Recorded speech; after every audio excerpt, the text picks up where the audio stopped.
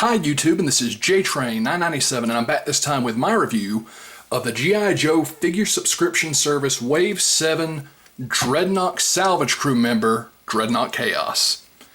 And I'll do a quick 360 of this guy in the box. For those of you that don't know, this guy was one of the ones that Hasbro showed off in their concept case back at Comic-Con a few years ago. And at the time when they showed him, I'm fairly certain he was meant to be an army builder, because they just refer to this as the Chaos Crew.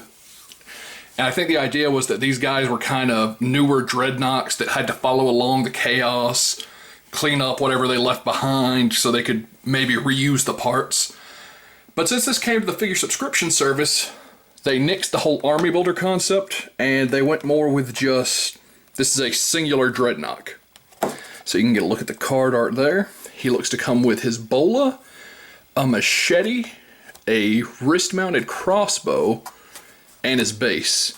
Now, it's been a while since I've seen that figure concept case image, but I think he came with a bit more. Not 100% on that. On the back here, you've got his read-up. And it says, file name Rhodes Maxwell, primary military specialty, salvage operations, secondary specialty, guerrilla warfare, birthplace, Victoria, Australia.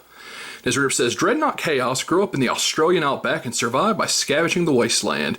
He became very skilled at using melee weapons and foraging for everything to survive the harsh conditions. He soon found out that combining various forms of scrap metal and vehicle parts allowed him to build the armored conveyance he needed to become an urban warrior. He wears an imposing mask to strike fear into anyone who impedes his search for valuable commodities. Dreadnok Kaos easily passes the gang's brutal initiation process and has proven himself extremely useful in building fortifications to their various hideouts. He specializes in guerrilla tactics such as raids, ambushes, sabotage, and hit-and-run attacks on military targets. He prefers mobility when fighting and often rides shotgun with Heart-Wrencher in her ground assault four-wheel drive vehicle on salvage missions. And his quote is, "Fear is my ally." So they gave a little bit of love to the Heart-Wrencher that was coming out from the Figure Subscription Club around the time, well, the G.I. Joe Club around the time this guy was hitting.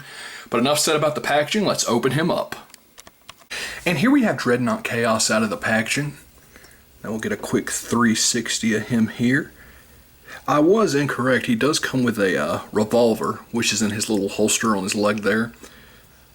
And I went back and looked at the concept case image again, and it's all kind of smashed together inside the case. So while I said I thought he came with more, the only things that he was depicted holding or were on him were included in this figure, so I have been incorrect on that as well. There's a very good chance this is all they ever intended him to come with, which of course is his machete.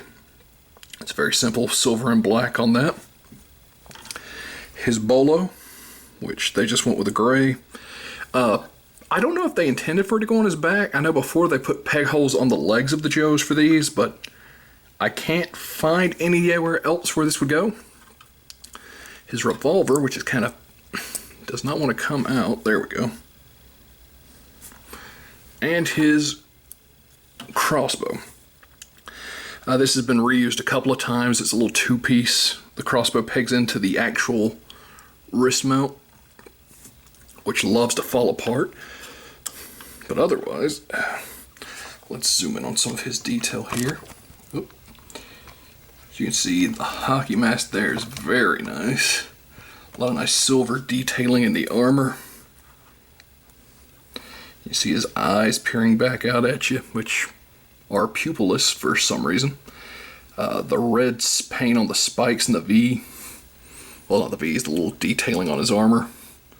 Like torn up football pads almost.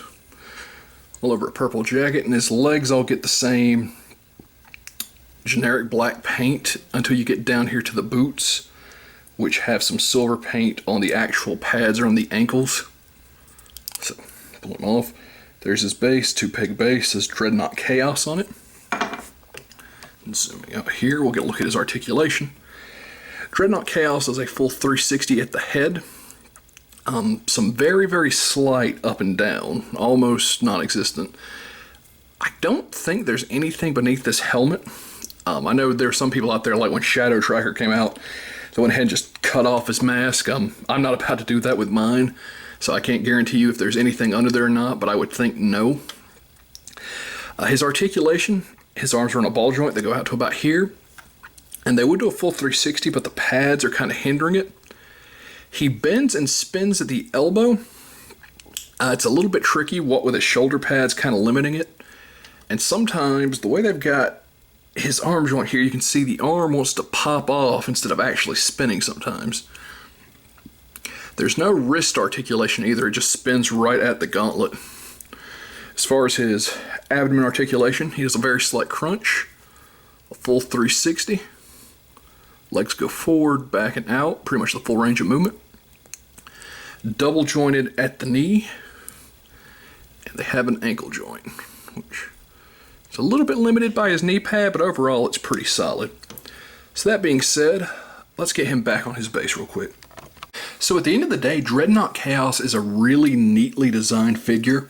I still do feel like they probably wanted him to be an army builder originally, but as far as the actual Chaos Crew element goes, I'm glad that we just got him, period, because for the longest time, I thought that concept case, nothing in it would see the light of day, which really sucked.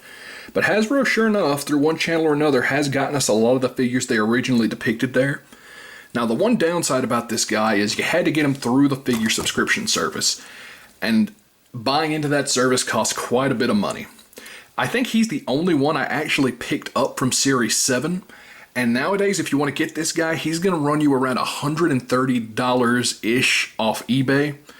So that's quite a bit to pay for this guy. Unless you're a huge Dreadnok fan like I am, I really couldn't recommend picking him up for that price. But if you need him to complete your collection, who can blame you? I mean, hockey mask, machete, you definitely see what they were going for with this guy, and he fits in great with the rest of them. That being said, this is JTrain997, and I'll see you soon, YouTube.